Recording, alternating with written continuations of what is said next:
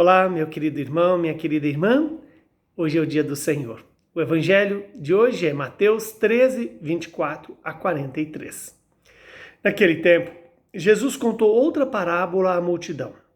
O reino dos céus é como um homem que semeou a boa semente no seu campo. Enquanto todos dormiam, veio seu inimigo, semeou o joio no meio do trigo e foi embora. Quando o trigo cresceu e as espigas começaram a se formar, também apareceu o joio. Os empregados foram procurar o dono e lhe disseram: Senhor, não semeaste boa semente no teu campo? De onde veio então o joio? O dono respondeu: Foi algum inimigo que fez isto. Os empregados lhe perguntaram: Queres que vamos arrancar o joio? O dono respondeu: Não. Pode acontecer que, arrancando o joio, arranqueis também o trigo. Deixai crescer um e outro até a colheita. E no tempo da colheita direi aos que cortam o trigo: arrancai primeiro o joio, amarrai-o em feixes para ser queimado. Recolhei, porém, o trigo no meu celeiro. Jesus contou-lhe outra parábola. O reino dos céus é como uma semente de mostarda que o homem pega e semeia no seu campo. Embora ela seja a menor de todas as sementes, quando cresce, fica maior do que as outras plantas e torna-se uma árvore, de modo que os pássaros vêm e fazem ninhos em seus ramos. Jesus contou-lhes ainda uma outra parábola. O reino dos céus é como o fermento que uma mulher pega e mistura com 3 porções de farinha, até que tudo fique fermentado.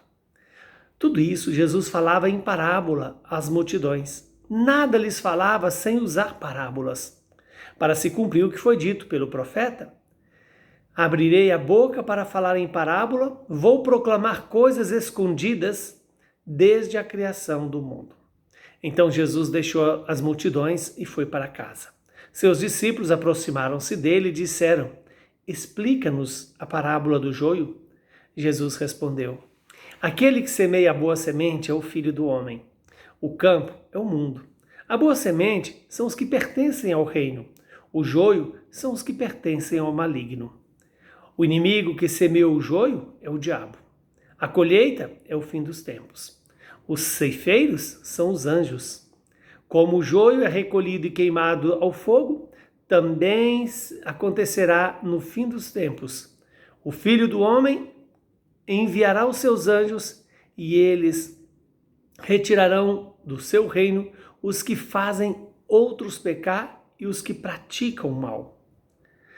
E depois os lançarão na fornalha de fogo. Aí haverá choro e ranger de dentes. Então os justos brilharão como o sol no reino do seu Pai. Quem tem ouvidos, ouça. Palavra da nossa salvação. Glória a vós, Senhor. Louvado seja Deus por essa palavra. E por que Jesus fala em parábola? A parábola é uma forma de se comunicar de pessoas simples para pessoas simples. Por quê? Toma a realidade ordinária da vida para explicar os mistérios da vida e nos fazer entender o tesouro que Deus nos entrega por esta palavra. E hoje nós vimos 3 parábolas. A parábola do fermento, a parábola também do joio e do trigo, e vimos também a parábola em que Jesus vai mostrar sobre o grão de mostarda. O reino de Deus parece ser tão simples. E é verdade, o reino dos céus é simples. Em que consiste o reino de Deus? Consiste em Deus governar. Onde Deus governa, o reino de Deus está presente. Quando Deus governa a minha vida, o reino de Deus se faz presente na minha vida. Quando Deus governa a sua família, o reino de Deus se faz presente na sua família. E quando Jesus se utiliza tanto do joio e do trigo, e aí mostra a paciência de Deus. Deus espera que cresçam trigo e joio, mas haverá uma colheita. Haverá um momento decisivo da separação entre aquilo que é do mal e aquilo que é de Deus. E nós estamos no tempo em que nós somos convidados a ser de Deus. Como é que posso ser de Deus? A partir do momento que eu o acolho e obedeço.